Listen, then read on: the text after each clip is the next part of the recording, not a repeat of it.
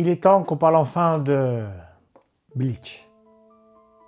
Pour ceux et celles qui me connaissent, vous savez que je ne jure que par Bleach depuis tellement d'années. Il s'agit tout simplement de mon manga et de mon anime préféré, de manière totalement subjective. Et du coup, quand on me pose la question, voilà, objectivement, c'est quoi ton top 3? J'en donne d'autres. Mais si je dois vous dire, c'est lequel qui a littéralement bouleversé ma life, c'est celui-ci. Pour ceux qui ne connaissent pas Bleach, non, il ne s'appelle pas Bleach. Lui, c'est Ichigo Kurosaki. C'est un jeune lycéen qui est un peu différent de ce qu'on voit d'habitude dans les shonen, et c'est aussi pour ça que j'aime Bleach. Parce que c'est pas une victime, parce qu'il ressemble pas à un gamin, parce qu'il est plutôt à défendre les autres, il est nonchalant, charismatique. Moi quoi.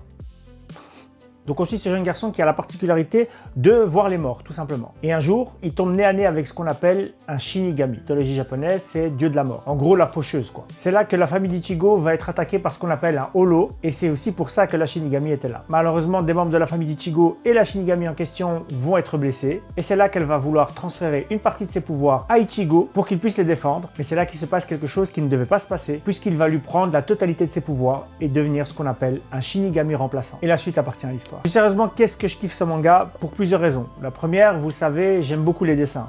Et je trouve que les dessins de Tite Kubo, puisque c'est lui qui écrit et dessine le manga, ont une évolution qui est juste dingue. Quand on voit les premiers tomes du manga et les derniers, on réalise que le mec, waouh, qu'est-ce qu'il est chaud quand même. Il est dans mon top dessinateur et je me délecte à chaque fois de ses dessins. Ce que j'aime aussi, c'est d'avoir un personnage principal qui est différent de ce qui se fait d'habitude. C'est pas un pleurnichard, il n'a pas envie de devenir le meilleur des meilleurs. Il doit devenir meilleur pour protéger sa famille. Malgré lui, il va être pris dans l'engrenage de toutes ces situations. Mais le fait que ce soit un personnage qui doit faire les choses parce que sinon personne d'autre va le faire et que c'est important, a pas mal résonné chez moi. Sans rentrer trop dans les détails, le fait d'être un grand frère, d'avoir sa famille sur ses épaules, devoir prendre des bonnes décisions, devoir faire ce qu'on doit faire même quand on n'a pas envie, penser aux autres au point de s'oublier, ne jamais se mettre en priorité, je trouve que Ichigo l'incarne parfaitement. Et du coup, c'était une lecture parfaite pour moi. Certes, le manga n'est pas parfait, mais c'est aussi pour ça que je l'aime. Il y a des arcs que j'ai pas aimés, puis qu'ensuite j'ai relu que j'ai aimé, et au final, ça en fait une grande œuvre que j'aime toujours redécouvrir. Et puis c'était drôle ce moment où tout le monde lui crachait dessus et on était les seuls à kiffer. Sans Bleach, j'aurais pas toute cette collection. Sans Bleach, j'aurais probablement pas cette page Insta, YouTube, TikTok. Sans Bleach, j'aurais sûrement pas ce t-shirt et je serais torse nu. Grâce à Bleach, j'ai pu lire 3 romans, moi qui n'en ai jamais lu. Et puis grâce à Bleach, il y a plein de mangas qu'on n'aurait pas aujourd'hui, comme par exemple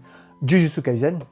Juste un comme ça. Hein. La force de Bleach aussi, c'est son histoire, sa philosophie, ses personnages, puisque ces personnages ont un flow illimité, d'avoir pris l'archétype du charisme et d'en avoir fait 1 milliard de variantes. C'est aussi un manga avec des personnages de couleur qui ne sont pas soit des caricatures, soit des personnages où on te dit non, en fait, c'est pas vraiment des noirs, c'est des japonais bronzés. Son système de pouvoir, les impactos, il y a tellement de choses à dire sur ce manga, tellement je le trouve magnifique. Mais cette vidéo durerait des heures. Peut-être que je devrais en faire un podcast, qui sait? Dites-moi en commentaire. Hein. Et nous, on se retrouve très bientôt pour une nouvelle recommandation. Tchuss!